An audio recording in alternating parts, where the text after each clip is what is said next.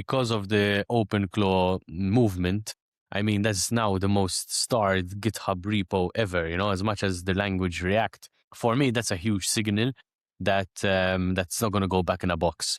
It's still something for the tinkerers because it's an open source project.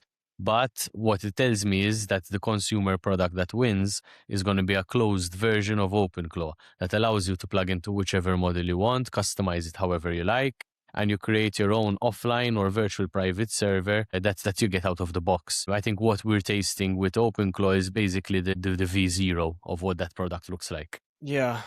I agree there, but I would also maybe disagree. Maybe I have a question to build on this point is there that might then... actually, sorry, but that might actually be the killer device. Because, Yeah. Jony Ive partnered with OpenAI to create some sort of killer AI device. I think that this is actually the killer device, is this kind of secure way to create your own OpenClaw. And, they would... Imagine they actually do that, right? Where the product by Jony Ive has OpenClaw pre-installed on it in some way. Wow, that would be amazing, right? That's so interesting. So, yeah, I could see that being the case. Sorry. Yeah, I agree. And I think OpenClaw is an interesting framework, and that's probably why it got so much, like it did open up a new world, and it showed people what is possible with AI agents, but also how are AI agents actually being built. And it's not more than a folder system with MD files. If you just look at it, right? It's not much more than that. Yeah, but those MD files, right? If you had a better onboarding of the user, you can generate them more effectively, and like they can make a much better user experience to create those MD But that files. already exists as well. You have Manus, for example, which has been around for a year now. I think it's part of Facebook or Meta now, which basically has a bunch of agents. Like it can spin up agents, go do the work, come back for you, execute stuff. Same with Claude Cowork. Same with, I guess, OpenAI might have something similar like this as well. Or maybe not yet, and that's why the problem with those is that they're only plugged in to the closed source that created them, right? Yeah, and that's where the example of OpenCode, for example, comes up, where we just touched on. They actually created a plan where you can use any of the models, and it's similar to Claude Code, and you just plug in their plan, and you can use different models, open and closed source, I think. But yeah, if you think that OpenClaw framework or the OpenClaw way of working is gonna be the killer app, do you think there's place for apps like Lovable and Bold and the early vibe coding tools? If Claude gets much better, or if the models get so good that the models actually can start designing good UIs, UX, which they are right now, do you think there's still space for those early movers that ran and grew so fast? Yeah, I mean, Lovable is getting better as a product because the underlying models are improving. The average user of Lovable just thinks Lovable is becoming better, but most of the improvements in that product come from Anthropic. I'm a big user of Replete, which is similar and different to Lovable. But what I've realized is that I can, when I see how Ben works with his coding, from my perspective, you are basically building your own custom version of Replete that works how you want it to be used and with your own kind of systems thinking. But for someone like me, Replete works a lot better because it took a lot of the systems thinking out and kind of created that structure for me.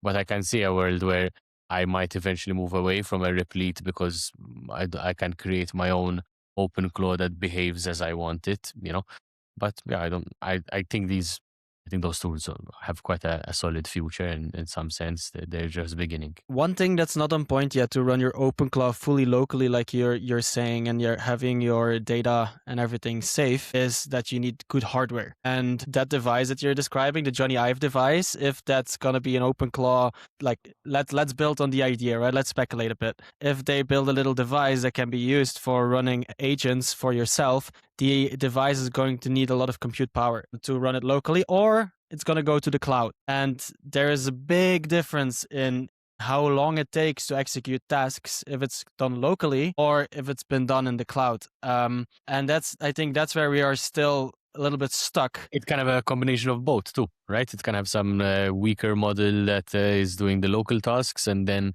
plugs into the cloud for image generation or research. Yeah, that's That's true. Oh, I love speculating. But that's also where we get to the MacBook Jony. Neo.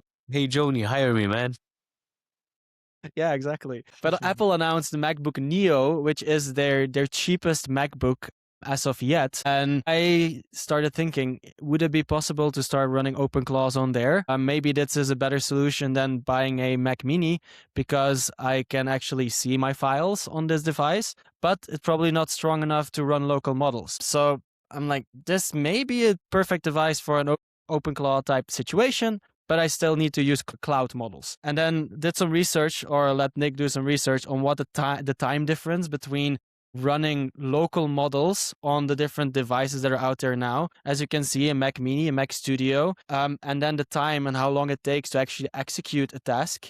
Right now, I would not invest in a Mac Studio that cost quite a lot of money to wait 46 seconds for a little task, while Gemini Flash can do it in 3 seconds. Like that's my main conclusion. I don't know if any of you want to give up some of that time to like invest in strong hardware to then wait longer versus still using the cloud. I don't know. Yeah, I feel like as tasks get longer and become more agentic, you are more likely to be able to walk away from your computer, or say, okay, I'll come back in 2 hours. And if it takes twice as long, it won't matter as much, right?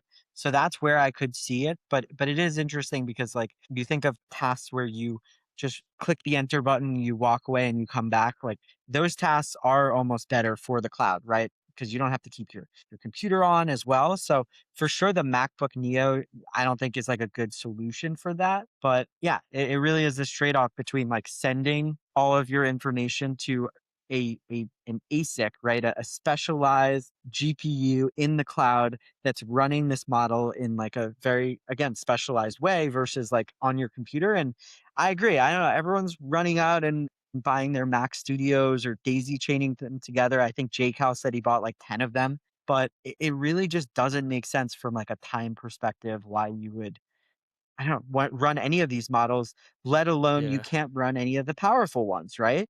Because then now you're stuck with like running these Chinese models that are probably 30% dumber than a Claude model. And like, if we look at the task that is written here, task write a 400-word section, which is basically 550 tokens on a MacBook Neo 8 gigabytes on a mobile chip, no model upgrades. But basically, the task that we see here is write a 400-word section, which takes 550 tokens. That would take on a Mac Studio running Llama, or let's take a Mac Mini, the Qwen 32 billion parameters, for 34 seconds. While it would take Claude Sonnet in the cloud 7 seconds. Like, and this is just 400 words, let alone vibe coding an app. Try to vibe code something at that pace, you're waiting a whole day till you have a result. Like, then you're gonna miss out on your dopamine kicks from seeing something happening right after you prompt it. Yeah. Also, I don't really see the results much of those people that are all running it locally. They are showing off their Mac Studios, but I think only if you have really systemized your life and you have it all on that one hardware device, that it makes sense, but not if you want to be productive and fast. Luca, what are you thinking? Have you invested in Mac Mini yet? No, but I think a year ago or two, I had installed Stable Diffusion and generated some image on my MacBook, and it almost exploded. But everything freezes up. So basically, whenever I used to be running it, you can't go onto YouTube or your email or something like that. It just freezes up the whole laptop. So yeah, I can imagine you'd need a dedicated device. Still, even wanted to do it myself, have a dedicated device. Just having that extra barrier of having to physically plug something in is actually why I haven't been using any like local devices for my work, because spinning up a VPS is just a few clicks and it's so much more convenient. And Ben, you were saying you're spending hundreds of millions of tokens per month, right? Yeah. How long would that take to spend 100 million tokens on a Mac Studio? If 550 tokens take 46 seconds, you're running out of time. It's going to be impossible.